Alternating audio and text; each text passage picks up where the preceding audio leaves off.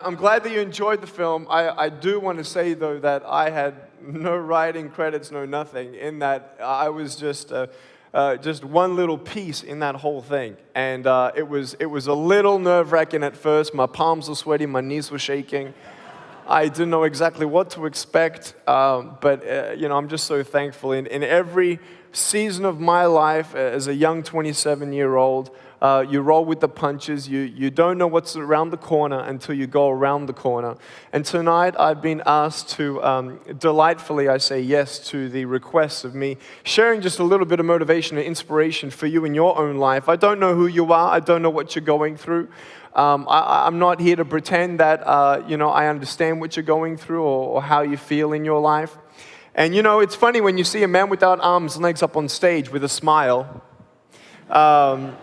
You sort of subconsciously compare your suffering to my suffering, and in your own mind, your conclusion is that, well, you'll never complain again in your life because you can't imagine how it would be without limbs. However, I believe it's worse actually being in a broken home than having no arms, no legs.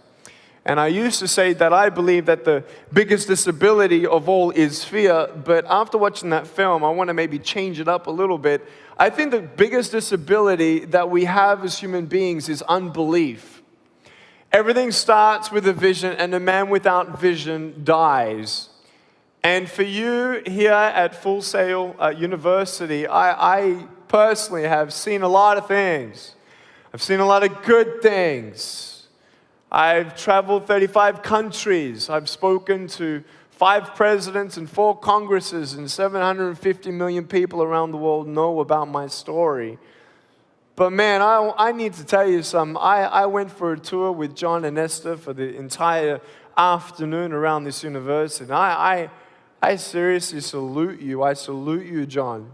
I salute your wife. I salute your whole team here and what you're achieving here. And you students, there is something so special here. And I was telling John, I just hate the idea of potential being wasted in this world. And to see what's happening here just really inspires me. But anyway, I want to congratulate you on your success. But I hope whoever you are and wherever you are in your life, you're going to be inspired. But before we get into any more serious stuff, I need to open up with a couple funny stories, actually. I always open up with a couple funny stories. When people come and meet me, they don't know what to do with me. Do I shake his hand or, whatever. And I just hug people. I'm a hugging machine. I've hugged about 350,000 people. We're actually breaking the World Guinness Book of Records of hugs. In 3 weeks, we're going to be hugging 1,200 individuals in 1 hour. And no, they're not going to just pass me down the line, all right?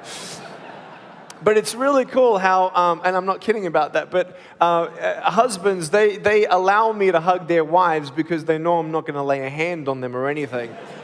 But every now and then I get a little nervous that someone's just going to come up, pick me up, and take me home. It's like, what am I going to do, right? Nothing much. But look, I like to cause some trouble here and there. When you're having a boring day, you got to change it up, do something you haven't done before. So one day I was on a plane. I was, complaining about my leg room on the plane, and so my friends put me in the overhead compartment. They put me up there, and I could stretch my legs. No, they put me up there, and I wanted to freak someone out. So. Yeah, we did. We closed the door. I mean, seriously, if I get in trouble, what are they going to do? Handcuff me or something? Seriously. So, you can cause a little bit of trouble here and there, but I have to tell you, there was this one day where I was in a car, and I'm in the front seat of the vehicle, and don't worry, I wasn't driving or anything like that. But we were there, and we're waiting for the lights to change, and this car comes up next to us, and this girl is looking at me. So I'm looking at her, and she's looking at me. I'm looking at her, and I'm thinking, cool. I'm like, I want to freak the heck out of her.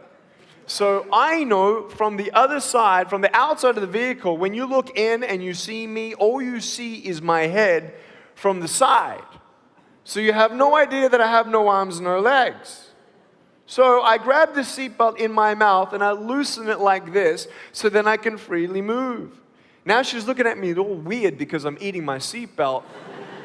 But with that undivided attention, knowing all she sees is my head, just imagine that's all you see, I just did this.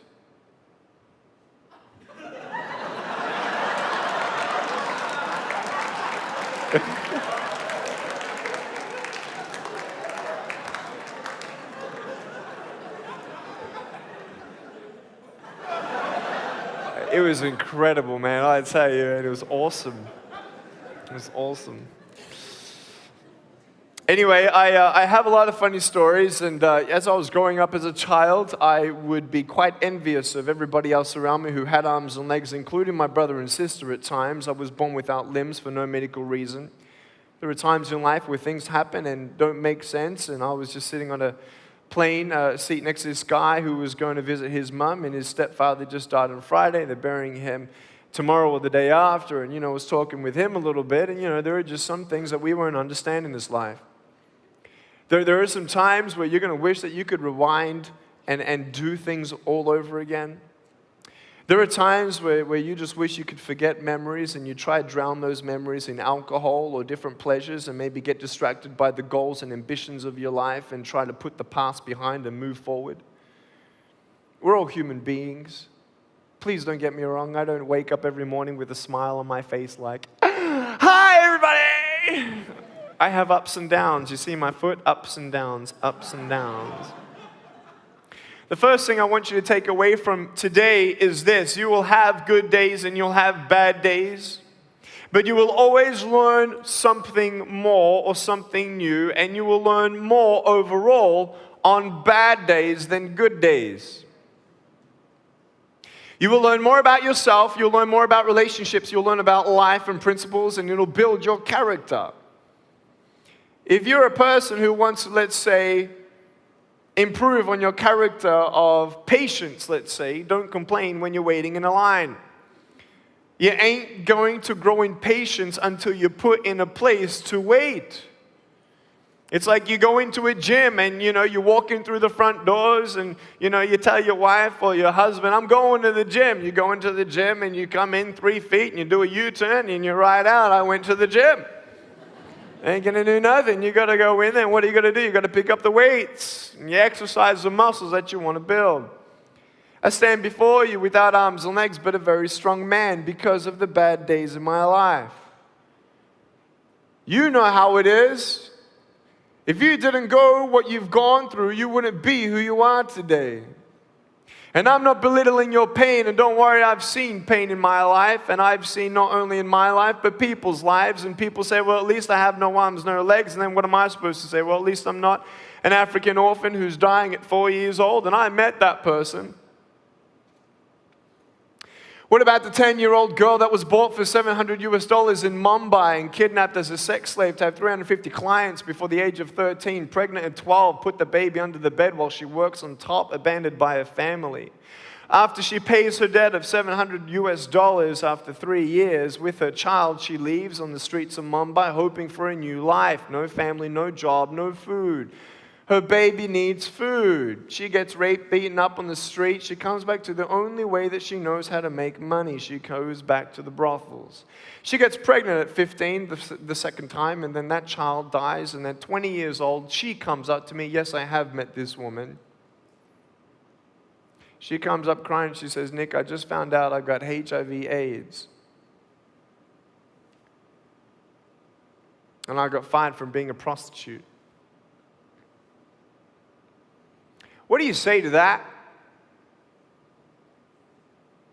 You may have arms and legs, but unless you know 3 things. Number 1, who are you and what your value is? Number 2, what is your purpose here in life? And number 3, what is your destiny when you're done here? If you don't know the answers of any of those 3 questions, you're more disabled than I. I love all people. I just want to make that the foundation. Love, love, love, love, love, love, love. So,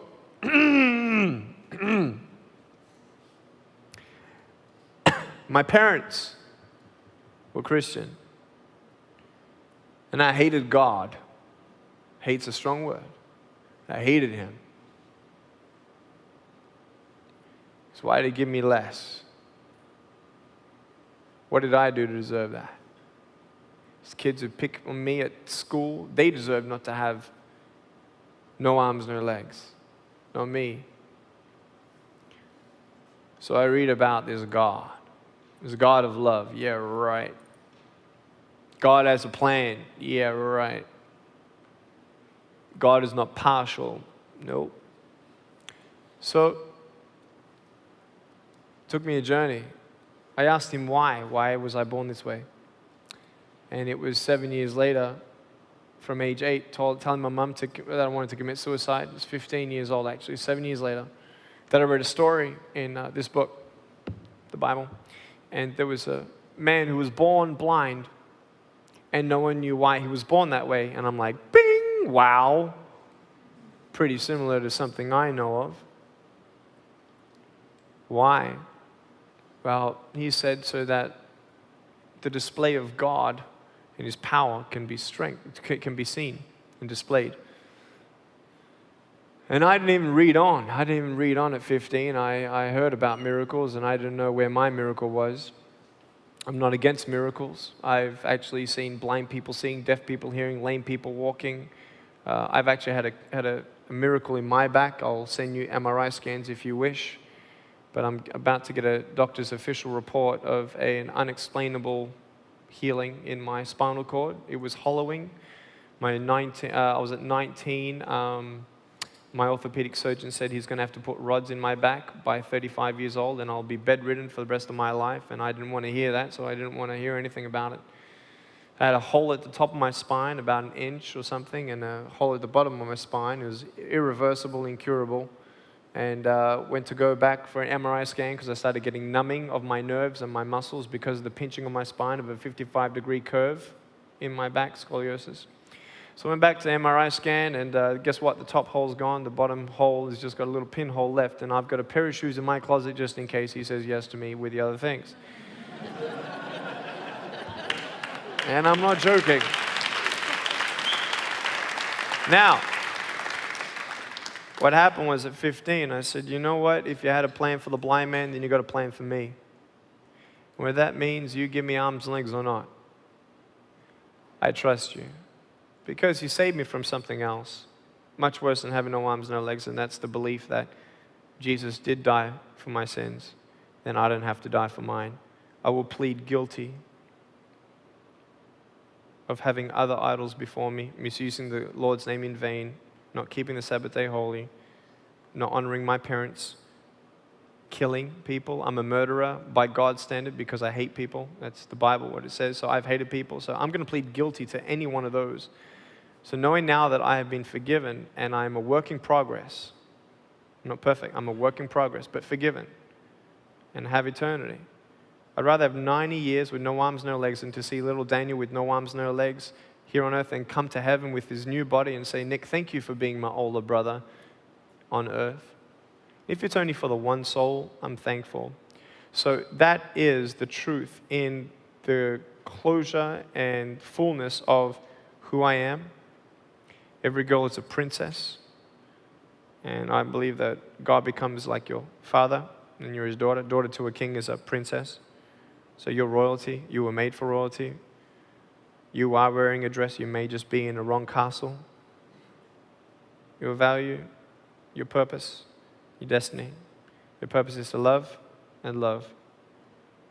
Destiny, that's for me. So that's my story with that. And everything else is more in full in my book coming out on the 26th of October. So I encourage you to get that too. Right, Wes? It's going to be very good. And we're excited. But I want to thank you for the question. I want to thank you for your respect. I want to thank you, though, most of all, for your love. I feel it. I thank you for it. And it's just been wonderful here. I've personally been inspired. I've personally been blessed. So thank you, guys. And if you want to know more, just Google Nick Vujicic, and you will find me. Love you guys.